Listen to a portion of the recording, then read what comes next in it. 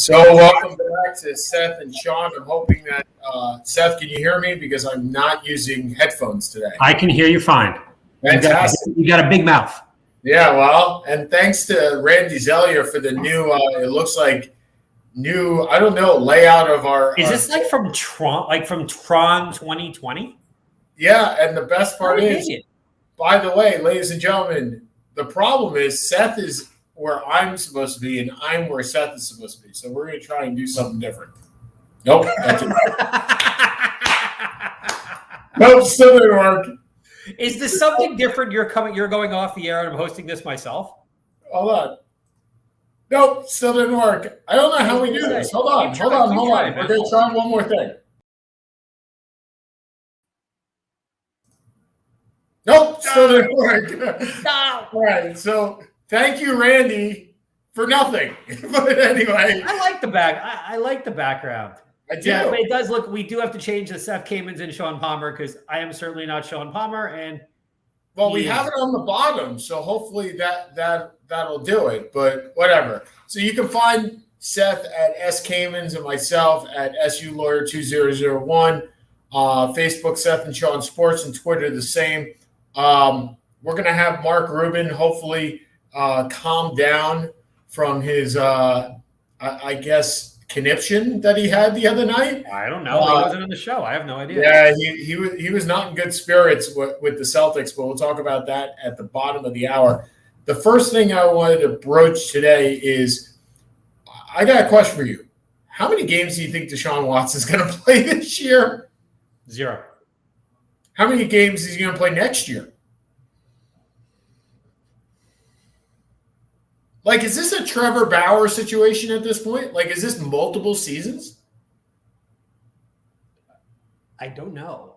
I'm starting to get the feeling, but I don't think he's going to play this year, which is why I think the whole thing with Baker Mayfield wanting to go somewhere else is silly because the only place we know he would start is in Cleveland.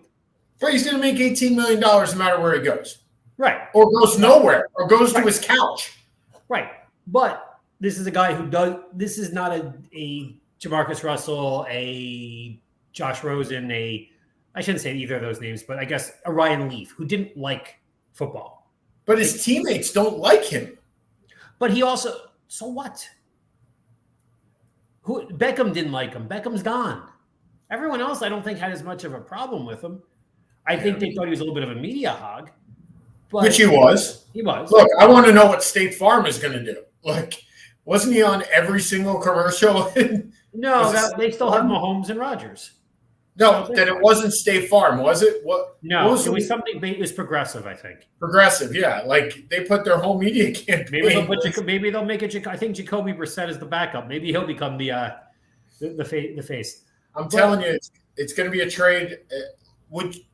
If you're San Francisco, would you trade Jimmy Garoppolo straight up for Baker Mayfield? No. You just keep Jimmy. Why? I mean, wait a second. So Garoppolo is making, I know it's not guaranteed by money, but he's making like 24, 25 million, right? Right. Yep. You'd save $7 million. Save $7 million on the cap. The problem is in San Francisco, Garoppolo people still have confidence in Garoppolo. Look, he took them, whether he was a cog or an assistant in it. He led them to the NFC title game, which they very well could have won. So I don't think they're running to trade him for a guy who, as you said, has been a malcontent in Cleveland. And whether it's his doing or Cleveland's doing, that's neither here nor there. It may just depend on the rest of the salary cap situation. If there's people that they want to sign, I don't know. I don't think so. I think if I'm San Francisco, I think I'm a Super Bowl contender. I can't believe I'm going to say this, but for the $7 million, I'd rather keep what I'm comfortable with, unless because Garoppolo is not he's requested a trade. But I don't even think he's done that. I don't even think he's requested a trade. Because he just had surgery. It's implied that he doesn't want to be there anymore. Sure. But he hasn't demanded one. But again, how many places are there that he would start anyway? Done. Carolina, Seattle. They're not. San Francisco's not trading him to Seattle, right? And I don't think they're trading him to Carolina. I mean, I just don't think they're going to trade. Well, I think they would. But what are you going to get back for him? And you're going to get a 6th round pick. Yeah, is it? I mean, the other way to think about this, and it's strange to think about, is that almost every situation in the NFL, the backup quarterback plays, right? At least one game. Yeah. I mean, sometimes 3 or 4 throughout the course of the season. Even our man Aaron Rodgers sat down last year for COVID. I mean, there's always something that goes on. And that game could be the difference between home field advantage and not, and especially in the NFC West. So is it possible that they just hold on to him? I mean, look, Trey Lance, we don't know what Trey Lance is. Yeah, I think both Cincinnati, both San Francisco and Cleveland are interesting situations in that regard, because it's not as if you're replacing him with certainty. If Deshaun Watson, we didn't have these issues with Deshaun Watson. Well, that's a big if. But Deshaun Watson is a bona fide top 5 quarterback in the NFL. You have no issue dealing with getting rid of Mayfield. Trey Lance, as you said, is a wild, but he's not. So in Cleveland, still has the running backs. They have Kareem Hunt. They have Nick Chubb. They have Amari Cooper. They have a good offensive line. They have Njoku. They have a good defense. This is not a train wreck of a team. No, neither team is a train wreck of a team. No. So you don't want to – you hate to kind of give up. And I'm not saying that Jacoby Brissett's a decent quarterback. Because I don't think Watson's playing this year. Do you? No. I'm not sure Watson plays next year either. But I certainly – look, if the NFL wanted to send a message, remember, Deshaun Watson got $42 million this year, right, in a signing bonus, not in salary. His salary – Isn't that what you received when you joined Grubber? Absolutely. So the 1 year – his first year salary – they assume he was going to get suspended in the first year. Right. I think they gave him like $100,000. They gave him $1 million in the first year. Now, his salary balloons back up to $36 million next year, if not more. If you want to take a chunk of the change, you don't take it this year. You suspend him 18 games. You suspend him 24 games. You suspend him 36 games. Now, if you're Deshaun Watson, you're saying, wait, I was already suspended last year, basically, right? No. He chose not to play. Oh, I know. No. I'm saying that's his argument. I'm not saying it's a valid one. I'm saying his argument is going to be, you basically suspended me last year already. I didn't get to play. And I think it's garbage, but that's what he's going to say. And then, is the Trevor Bauer situation a apples to apples comparison with Deshaun Watson? Quite frankly, I don't think it is. If Bauer did what Bauer did, there's a whole lot more wrong with that. That's a higher bar. That's a quantity versus quality argument. But I will tell you, when's the last time that the NFL took cues from Major League Baseball? I mean, normally it's the other way. Never? Yeah. Well, normally it's the other way around, right? Sure. It's baseball takes cues from because the NFL is the bell cow, and everybody follows. But even the NBA, right? I mean, so here you are with Rob Manfred laying down the law with Trevor Bauer and going 2 years. Now, Bauer could certainly say he's been suspended for 3 because last year he was on the suspended list and restricted list, got paid, but did not play, was not allowed to play. Now he's being suspended for 2 more years. I'm not sure Trevor Bauer ever plays again. No, I don't. I wouldn't be surprised either. And then you have the question of if Deshaun Watson does get suspended for this whole year and next year or some part of next year, can the Browns make a claim that your guarantees are gone? And that's a whole nother situation. I don't know, contract lawyer boy. I think you'd have a better feel on that than I do. Well, I haven't exactly seen the contract. So why not? Last time I checked, those are a little confidential. But anyway, But yeah, I mean, so just to give you guys an outline, next week we have a regular show. The week after, we will probably be doing a show on Tuesday because I will be on a plane on Wednesday, and then Thursday, who knows where I'm going to be in Iceland, but I probably will not have access. But we'll do a show. We'll do a show. I expect a Zoom while you're on a fjord. Oh, we're definitely doing a Zoom while we're on a fjord. It may be a 15-minute like minor show.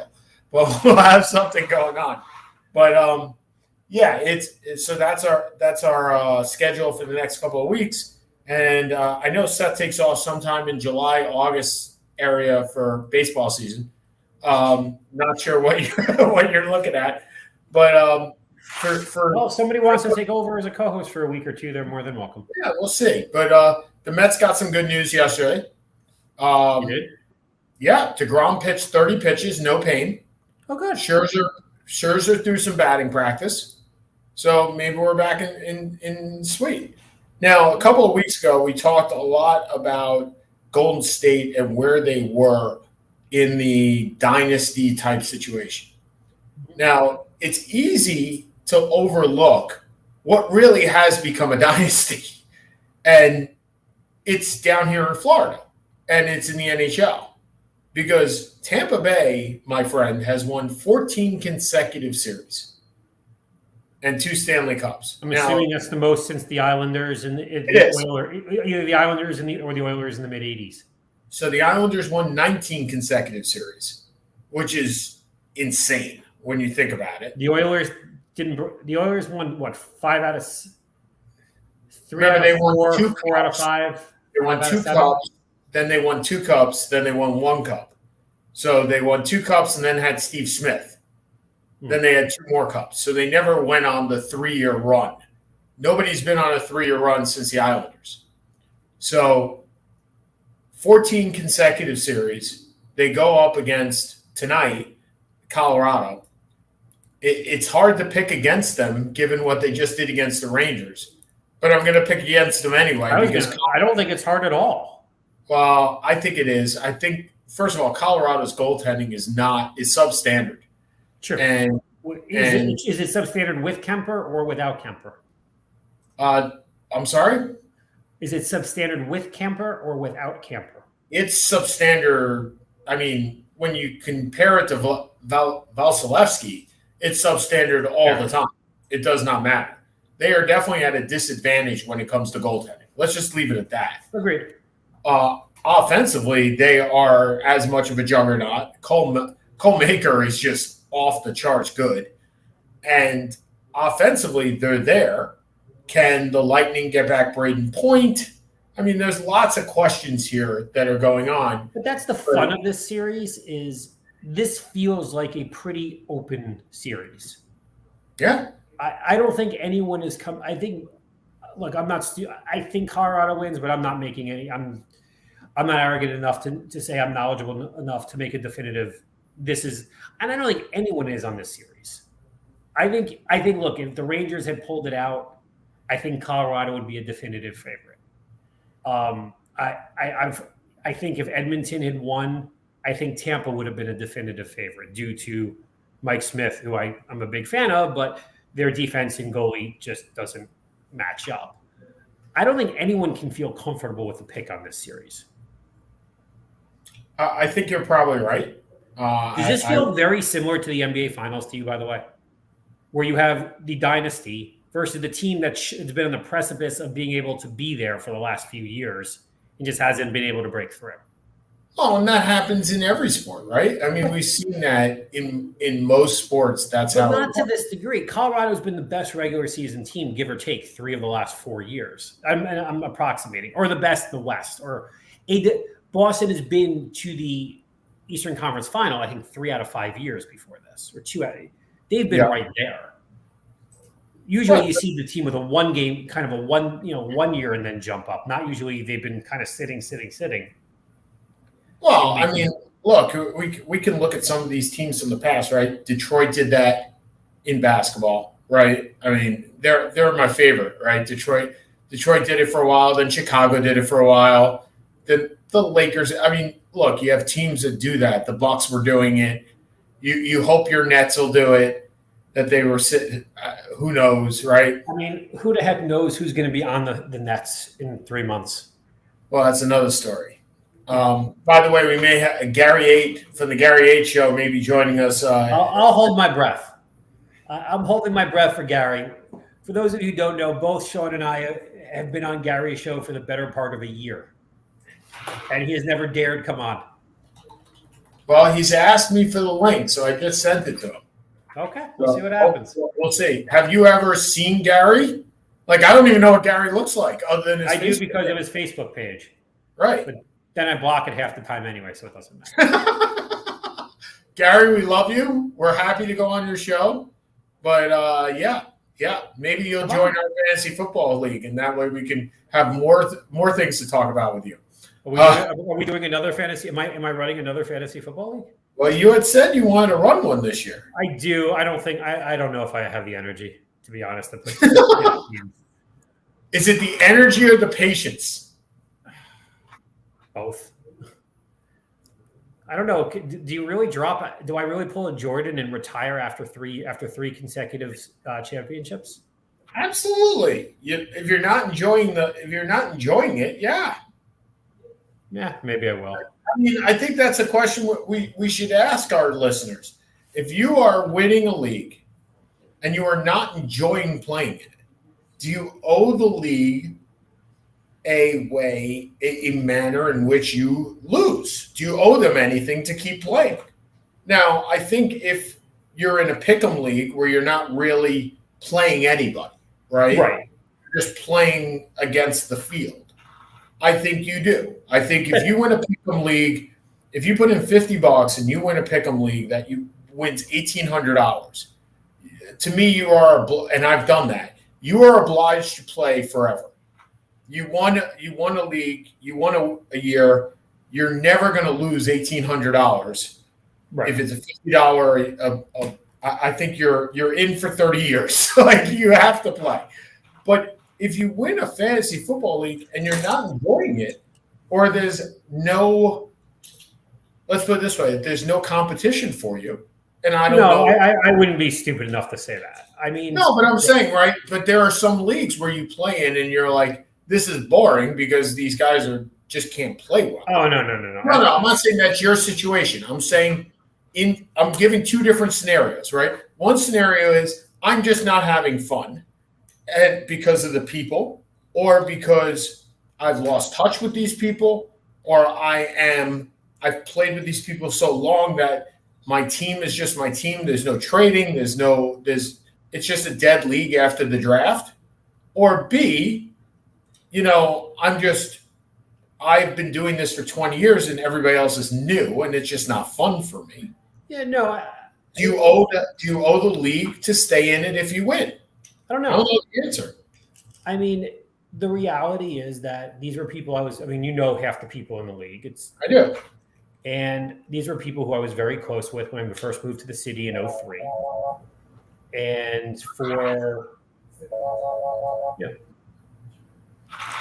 And for 10 years, I completely sucked in the league, or 12 years. And then I won 4 out of 6 in the last 3. But I have I'm not friendly with any of these people anymore. Part of it just because of happenstance. Part of it is, I think there was a falling out, which I don't even know the specifics of. And it's not a particularly fun league. The draft should be fun. The draft's not fun. We don't get together. We don't hang out. We don't really shit talk. We don't trade for the most part. And part of that was my fault. I kind of fanned on a trade last year, which I should have taken. But I don't particularly enjoy it. And if I don't talk to any of these guys again, I can talk to them once or twice on IM, a year, or on calls once or twice a year. And either it's the most baller thing in the world to do, or it's being a douche. And I don't know. It was my original league. It was a lot of fun, and we used to go to the bars and do the draft, and we'd bring the draft board to the bars, and we would bullshit and watch it. It was a blast. That's a long time ago, my friend. Well, I had a lot of hair at that point. Yeah, so we're interested, ladies and gentlemen, if you have some thoughts on this, on whether Seth is obligated to join this also, league. To be fair, I am in 4 other leagues. So it does not matter. No. That is inconsequential. It's not inconsequential. It's not as if I'd be leaving fantasy football. Hold on, but the question is, the question isn't based on the question's in a vacuum. Do you owe the other people a right to beat you if you have won a league? Or can you leave in good graces and drop the mic and say, I'm done? That's the question. I'm not asking in Seth's situation. I'm saying in any situation. Do you owe the people a right to win? It's kind of like you're playing basketball. Let's go. It's the Tom Cruise volleyball situation, right? Where they win, and then Tom Cruise goes, "All right, peace out. I'm going to Kelly Preston's," right? Like, and they say, "Come on, Mav, run it back," and he's like, "No, I'm done." And so the question is, do you owe when you're on the blacktop and you're playing basketball? Do you owe the run it back? And I don't know the answer to that. I would feel bad walking away as a champ. Although, look, if we keep winning in the Bonte, at some point we're going to have to walk away a champ. I mean, well, we haven't won a championship in a few years. Yeah, well, I think this is our year. Well, we should have won it last year. We probably could have won we've won, I think, 3 titles and come in. I think we won 2 and lost in the finals 4 times. I think I need to get you a Jay Cutler jersey. I'll get the Jimmy Clausen jersey. You get the Jay Cutler jersey. We can go back and forth. But, yeah, and look, ladies and gentlemen, it's June 15th, right? So in a month, we'll start talking training camps. And then in about a month and a half, we'll start talking fantasy football in earnest, because there'll always be an injury or two look, the Browns hope there are lots of quarterback injuries. so does San Francisco. I mean, there is definitely the hope for that. I saw an interesting article this week. We can talk a little bit about football until Mark gets on. That the Giants are looking at splitting out Saquon Barkley I've heard that. Because let's get the most injured player in the league in space so he can injure himself more. How much you want to make a bet there'll be a non-contact injury for Saquon Barkley in those first 3 weeks? Look, the Giants are in a no-win with Barkley, because if he does well, they're still not going to re-sign him, because he's going to want top 3 to 4 running back money, and they're just not going to pay. They already got top 3 to 4 running back money. This, ladies and gentlemen, this is I will give my esteemed colleague a lot of credit in this. Yes, he's relaxing because I'm about to give him credit. Yeah, you. Well, who are you giving me credit? I'm giving you credit because when the Giants picked Saquon Barkley, Seth was in favor of the pick, 100%. What he was not in favor of was picking him second overall. Mm-hmm. And the reason why is because of the amount of money that he was going to earn. So he was automatically earning top 3 running back money just by being picked number 2. At the time, it was about $7.5 million. Yep. So he's basing the rest. So while we do joke about Saquon Barkley getting hurt all the time, the concept isn't that he's a bad player. No, he's not. When he's healthy, he's a great player. The question is he ever healthy? But that comes down to another question of what, even if he has a good year this year, you have to start at $7 million. You're not going to do that. They're not re-signing him. That's not and the cap number, and the running back number has reset, right? With Kamara, with Derrick Henry, with Ezekiel Elliott. Now the top 3, I believe the third one is Kamara at 12. So you're starting at, if he has a good year, you're starting at 10. Easy starting at 10. And we've seen this time and time again. No running back is worth that much money. because right now the Cowboys would love to get off the Ezekiel Elliott contract. Yes. And play Tony Pollard for $678,000. There you go. And the Jets have a rookie running back and a second-year running back, and that will run fine for a couple of years. Carolina probably would like to get off the McCaffrey deal. I mean, it's a little different, but he's been injured the last 2 years. By the way, we do have a couple of comments from Mickey Cordis. Mickey Cordis. Congratulations, Mickey. You're making it to the show. Hey, he said the Avs will win at 5 or 6. I hope you're absolutely right, because that keeps the Islanders as the last real Stanley Cup dynasty. Number 2, in regards to your fantasy football, and I quote, "You don't owe shit." You're probably right.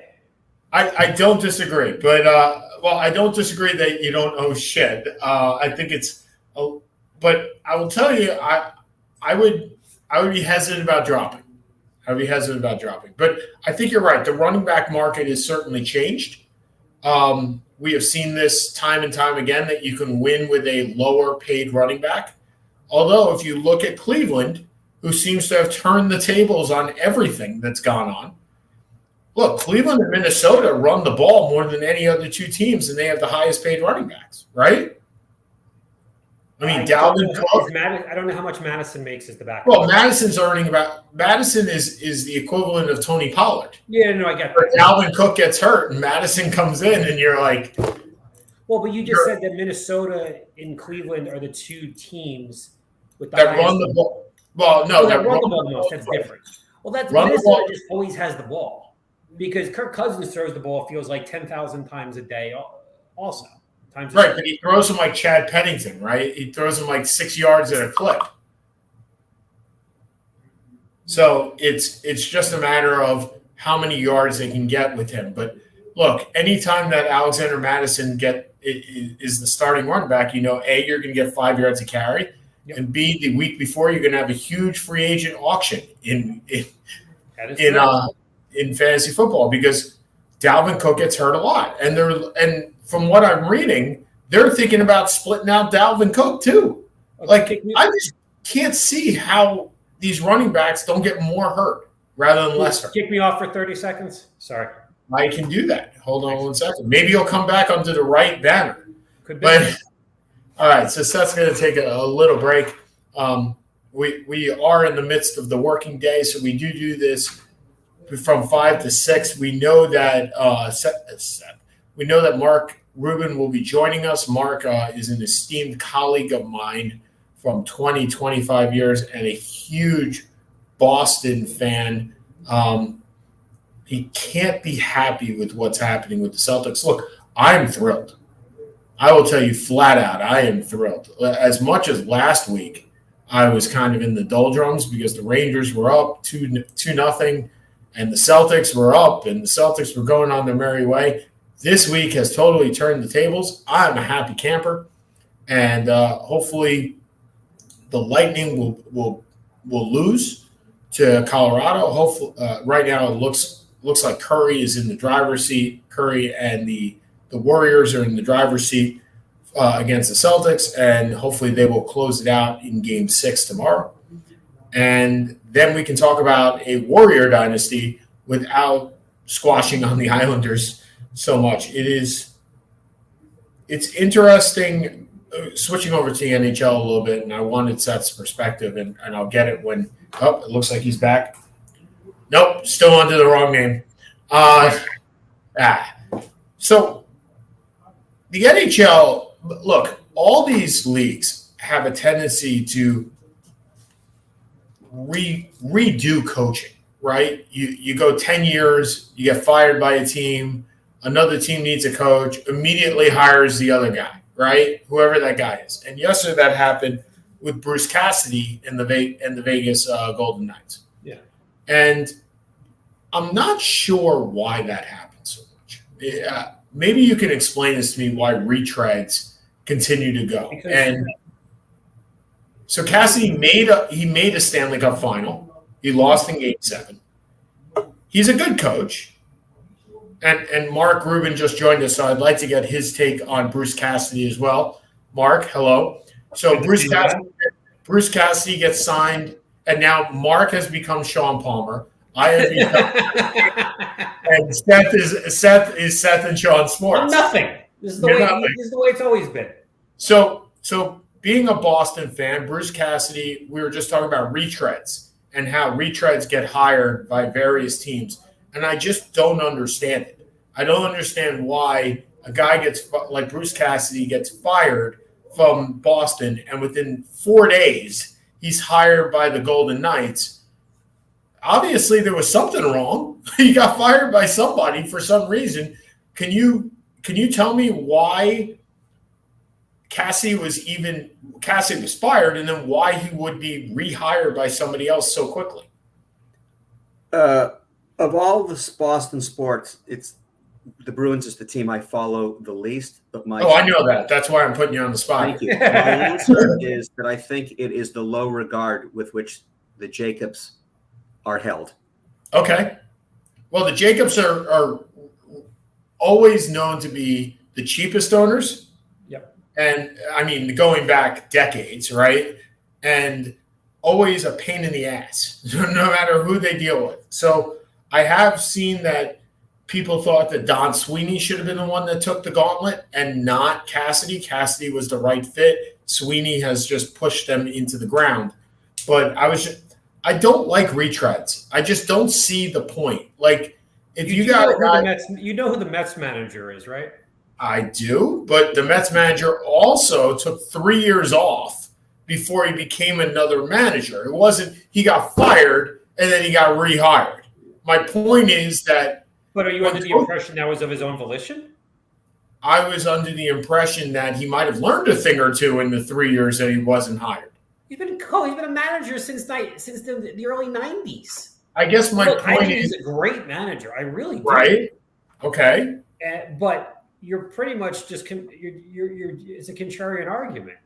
My argument is if somebody gets fired, why is he rehired right away? There was obviously something wrong. Because Mark, you go first. I'll respond afterwards. I go back to Claude Julien wins the Stanley Cup with the Bruins in 2011, gets fired a couple of years later, and didn't go on and have much of success with, I believe it was Montreal. Yep. And then, I think there's a fraternity that once you've been hired, you're perceived. You see it in all the sports. But I think that if you had to choose between who should have been fired, Cassidy or Sweeney, I think most Boston fans would say that Sweeney was the one who deserved to be fired, and that Cassidy was made a scapegoat for their first round playoff exit to Columbus. No, they're an older team. I know they've had the big contract issue with the winger. I forget his name off the top of my head. Krejci or Pasternak? Creature. Or Bergeron. No, Bergeron's just old. Bergeron's just old at this point. But I think it's actually a credit to Cassie that the team has been relatively competitive with an older team that hasn't aged. They're not young. Their goalie since what's his name, Tuukka Rask. They don't have a great goalie position at this point. You don't have your Tuukka Rask. Tuukka Rask was the goalie, right? Yes. So I think what also happens is when you're an NHL lifer, all these guys, the GMs know you. They're comfortable with you. Yep. Sure. And you're like somebody who's somebody who works in the administration and they were confirmed by the Senate. Once you've been confirmed by the Senate, it's kind of like a good housekeeping seal of approval. Yeah.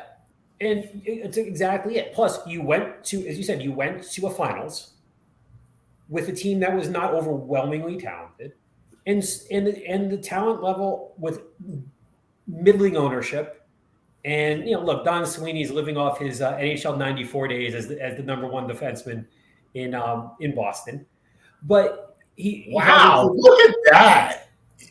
I will tell you, Seth knows hockey when he played Sega. I really think that this is all about how I did my life. Will Davis is watching. I remember how many times I lost to you with with Boston and Don Damn Sweeney taking the side. It was Ray Bork and Don Sweeney as the number one defenseman. Yeah, with Cam Neely was the right wing. I don't remember the center and left wing off the top of my head. Yeah. But they're comfortable. He's been a lifer. He knows all these people. And as a guy who's had some success, if they're not hiring, someone else is going to hire him a week later. Yeah, he was up for like 5 jobs. Probably, and I don't know who the Golden Knights' GM is, but it's probably someone who's had prior. It's Kelly McCrimmon, who is that Brad McCrimmon's brother? Yes. Damn, I'm good. No, damn, Brad McCrimmon was in NHL '92. But he was a second. But he was not the first line on that Calgary team. No, he was Al McInnes and Gary Suter and Theo Fleury and Joey Nieuwendyk and wow, look at that! Wow, crap. Who was the other one? Gary Roberts, I think. That was the team I always played with and lost. So Kelly McCrimmon. Yep. Okay. So now that we established that prior to 1998, I had some working knowledge of hockey. Mark, how are you dealing with this right now? You are a team that is more athletic and has gotten in their own way. Wait, we're switching sports, ladies and gentlemen. We're going to basketball. So now continue. I feel my blood pressure rising. I understand. More athletic, gotten in their own way, basically blown 3 games. They should have won every single one of those games. Agreed. And you've had the weirdest run I've ever seen. You beat a Nets team that was incredibly dysfunctional that nobody knew if you were going to or not, because they're the Nets and they could explode or they could implode, and they didn't really do either. And you played brilliantly. You beat Milwaukee without Chris Middleton, their second or third best player, however you want to hear it, but an Olympian and an All-Star and a bona fide player. Absolutely. You beat the Miami Heat, who literally might as well have been the Miami Heat of the 1980s with Ronnie Cycli, because everybody was injured. In 7 games, you almost blow that. And you're a brilliant matchup for Golden State because of your athleticism and your youth. And size. Because Robert Williams has been fantastic for you. And you have Draymond, who's for all intents and purposes, self-destructing. And you still can't get out of your own damn way.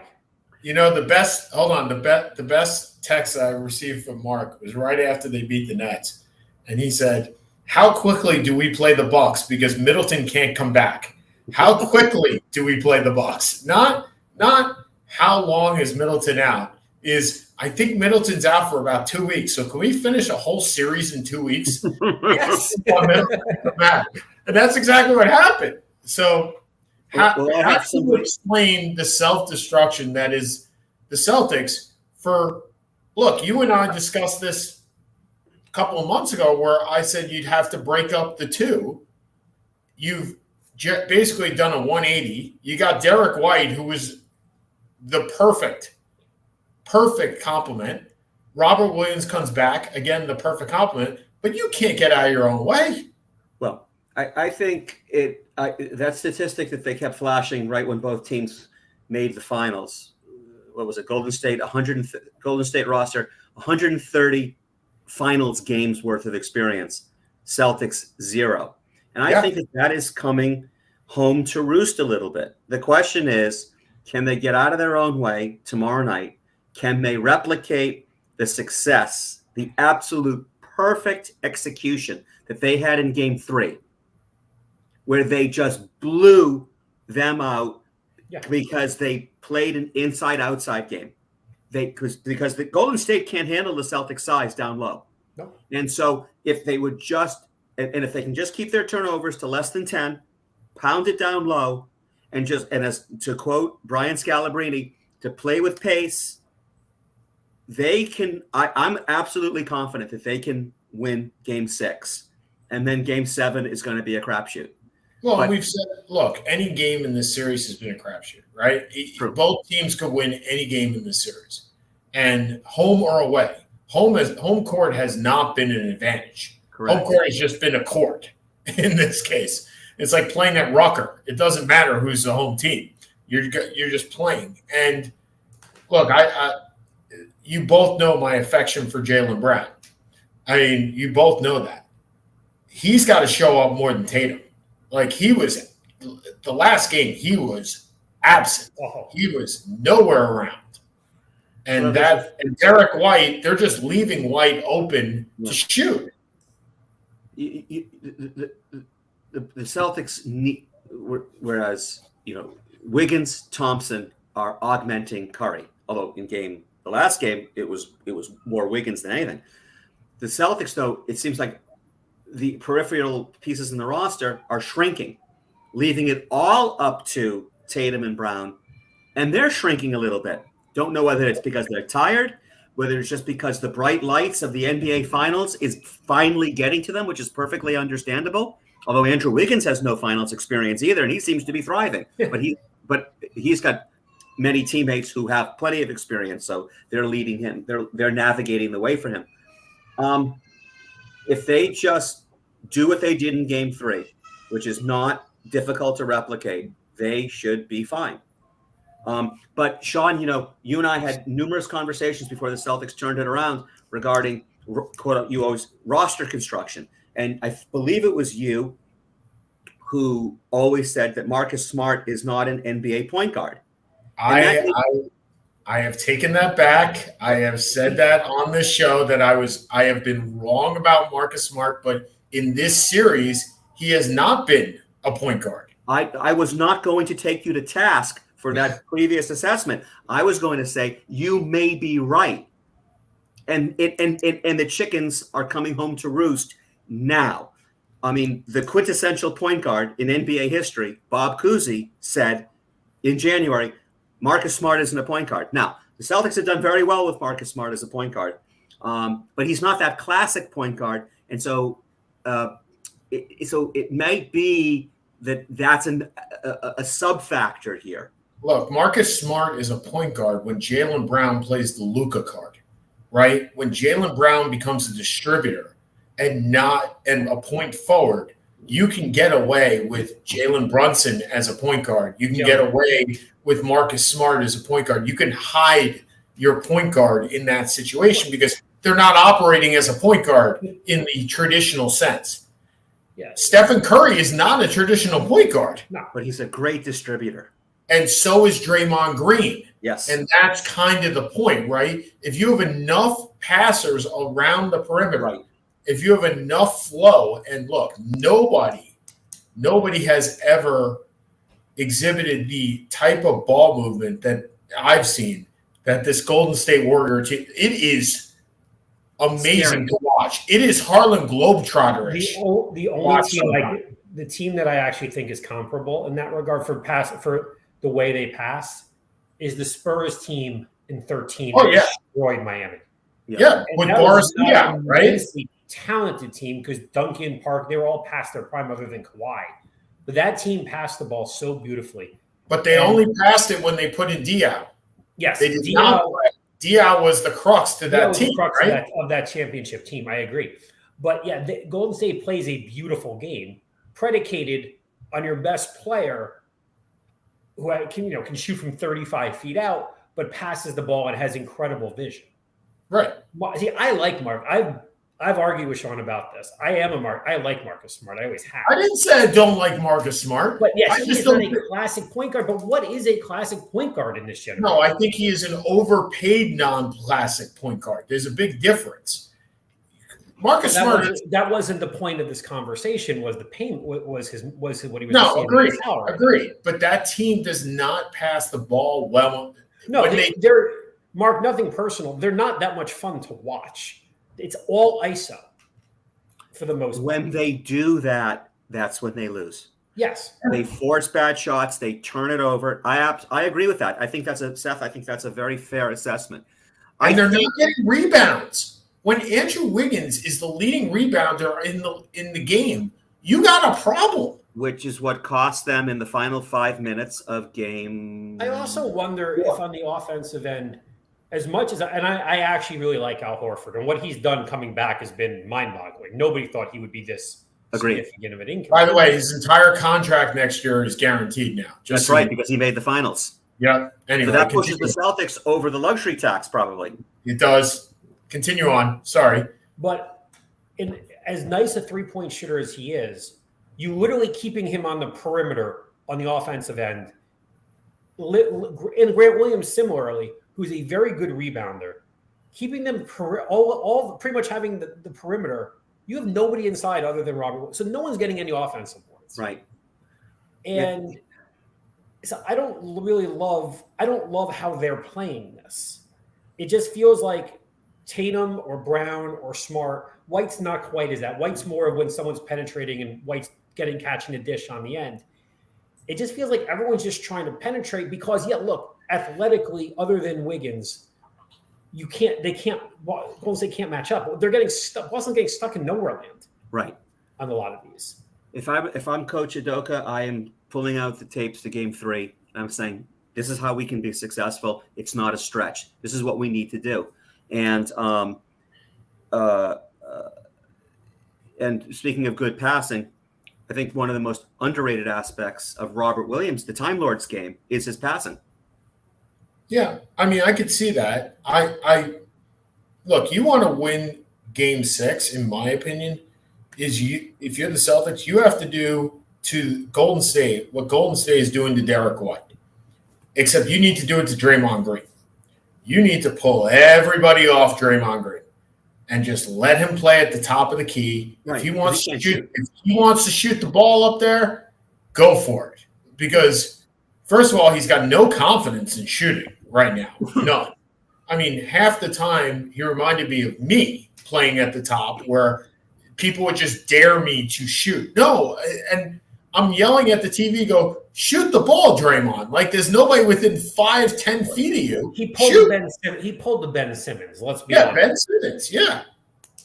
I mean, he was giving up layups. Passing up of a dunk was Ben Simmons-esque. It just wasn't Game 7, fourth quarter with 4 minutes to go. And he also has a coach that's willing to pull him, which I'm not sure Brant Brown would have been, or Doc Rivers was willing to do. You didn't pull Ben Simmons. You have enough with Steve Kerr that you can pull Draymond Green. That's right. And let me tell you, if that move didn't work out, Kerr would be getting lambasted right now. He would be absolutely lambasted. Yeah. The reason everybody's saying, "Oh, what a great move," is because it worked. Right. You don't remember it if it doesn't work. But that team, athletically, I think Mark Jackson or Van Gundy said it. Number 1 is Stephen Curry. We've said this the entire series. 2 through 9, the best players are in Boston. That's right. It was so frustrating to see the Celtics storm back in Game 5. Storm back, grab the lead. Poole hits that ridiculous three-pointer, which Jaylen Brown did not run up and challenge, by the way. If you watch that, it's a 35-foot bank shot. I understand, but at least wave your hands, make some noise, do something. Jordan Poole did this in the NCAA tournament a couple of years ago. He did it in Game 1. So all the more reason why you don't watch him do that. And it seemed like the air went out of the Celtics' tires after that. And then they got blown out in the fourth quarter for the first time in the series. They did great in the third quarter for the first time in the series. Yeah. And then I think everyone, including we've all marginalized Wiggins because Wiggins was an empty 20-point a game in Minnesota. And the assimilation, I mean, we forgot. I mean, not that we forgot. We never saw it on a professional level. You saw it a little bit of Kansas, but his athleticism is absolutely absurd. Well, I'm not talking the dunks. I'm talking when he's driving through the lane and hitting these fadeaway, leaning back shots over Horford and over Williams. They're beautiful. Well, there's two things to remember about Andrew Wiggins. First of all, he came out when he was 18 years old, right? So that's number one. Actually, there's 3. Number 2, he's a Canadian, right? So he didn't play against high-level competition when he was in – he didn't play AAU ball. He played in Canada. Number 3, he came out of college from Kansas as the, quote, defensive guy, right? He's going to be a great defensive player. But he didn't play great defense at Kansas. He just had all the skills that would make you a great defensive player. So guess what? Now that he doesn't have to shoulder that offensive load, he's becoming that great defensive player. He is playing – he's the second best player in this series, if not the most consistent best player in this series. He's probably been the best player in the series. Look, Curry will win the MVP if they win it, whether it's warranted or not, because everyone goes crazy about Curry on his all-time list because he doesn't have a Finals MVP, which to me is absolutely bloody meaningless. I could care less who has a Finals MVP, but he'll win it no matter what. He could score 1 point tomorrow, and they win, he'll get it. But he, and it leads to this interesting situation because we've talked about it. You're paying Draymond 30. You're paying Clay 40. You're paying Stephen 50. You're going to pay Poole. You got to pay Poole because you're not going to be able to trade Clay because, number one, they all love Clay, and he's $40 million a year. What the hell do you do with Wiggins? Well, the thing is, remember, all these guys – we did this last week, right? You got to pick 2 out of 3. So you're picking 2 out of 3 of Draymond, Poole, and Wiggins. And if you don't, you're having a tax of a gazillion dollars. But we didn't bring Mark on to talk Golden State Warriors. We brought Mark on to talk Boston Celtics. So let me ask you this, Mark. First of all, do you have confidence in them winning tomorrow night? Absolutely. Okay. Do you have confidence in them winning a game 7? Not homerism. I'm talking realism. I know you're homerism. I think the chances of us winning game 7 are better than 50-50. Okay, so what's the key to tomorrow's game? And don't tell me inside-out game because I can do that every game. So give me – no, seriously, like you could say that for every game, right? I think they got to play with pace. They got to be really aggressive. They got to keep the turnovers down. They've got to pound it inside because they have a distinct advantage. If they do Robert Williams has to score 20? No, absolutely not. He doesn't have to score 20. He has to have 3 or 4 block shots. He has to alter 3 or 4 more, get some good rebounds. Unfortunately, he's limited to about, 20 minutes per game because of his knee. And Tatum and Brown have to score 20 plus, and somebody or some bodies have to score a combined total of 20 between the two of them. Smart has to. We need to have at least 3 or 4 people in double figures and maybe get somebody off the bench to score approximately 5 to 10 points. Okay, so what's your minimum amount of points to win tomorrow night? Well, if the how many points does your team have to score? If the Celtics play defense the way they're capable, they can win by scoring somewhere between 90 and 100. So you think you can hold Golden State under 100 and win tomorrow night? Yes. Okay. All right, Seth, who are you picking tomorrow night?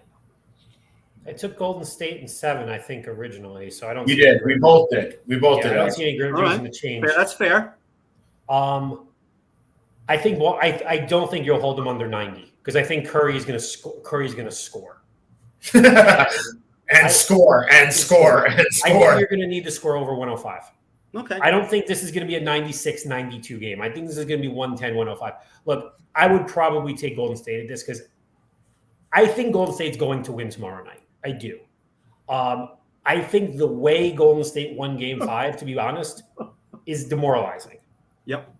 Well, because you were there and you held the best jump shooter in the history of the NBA to 0 for 10 from three-point land, and a guy who you never saw coming blew you up.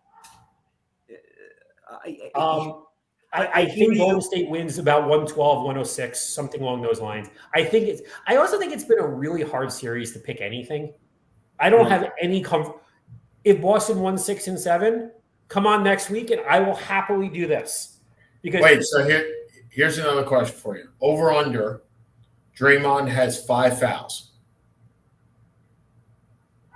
Over. In Boston, over. So you think he fouls out tomorrow? Yes. Okay.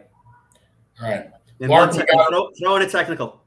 All right. Mark, we got to run, but we'll talk to you soon. Thank you so much for joining, buddy. Thank you, as always, fellas, for inviting me. I love the show. And, Sean, I'll call you later. Sounds good. All right. So that was Mark Rubin. Always hopefully a hopeful and reasonably optimistic fan with good reason. Look, every once in a while, he's reasonable. Let's understand. I thought he was very reasonable on this. He's a Boston fan. They're nuts. Look, they're knowledgeable until it comes game time. And then they're not. But to be fair, so are most of us, right? I mean, look, we're all fair weather fans. Do you know fan is short for fanatic? So, I mean, we're all fair weather fans to a certain degree. But I think that overall, he's right. They have to play good defense. It's all going to come down to defense. But I'm with you. I think Golden State wins tomorrow night. I think it's over. I think Curry scores 35. I think Draymond scores 20. I think Draymond is going to give the big finger to Boston, and he may foul out, but it'll be in the last minute. Just with 2.5 minutes to go. Go after yourself. Right. Go after yourself, Boston. I got you covered. So, all right, we got 5 minutes left. Senor, would you like to go first? I guess we've talked more about golf than we have recently. And the first part of the Live Tour or LIV Tour or whatever the hell it's called. I don't know what it's called. Yeah, is over, and Charles Schnitzel won $4 million. And who the heck is Charles Schnitzel? Carlson he won one of the majors about 10 years ago. All right. He won $4.7 million. The reality is, must be nice. I wouldn't know. I'm not a good golfer. The reality is, it's going to continue. I love what Rory McIlroy said, but I think the money's going to be just too big of a draw. And to be perfectly honest, I understand the annoyance that the 9/11 families are having with what Phil Mickelson said. I completely get it. Yeah. But it is very hard to turn down $200 million. We all have our price, and I'm pretty sure mine and yours was a hell of a lot lower than that. And while I would prefer not to see the sports washing, which is relevant because look, Newcastle, this Saudi fund bought Newcastle.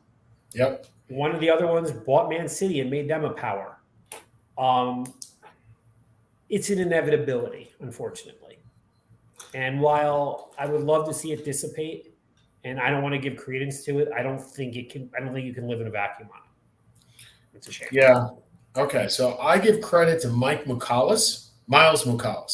Who? You have no idea who that is, do you? Not a clue. So last night, Miles Mukalis lost a no-hitter with 2 outs in the ninth.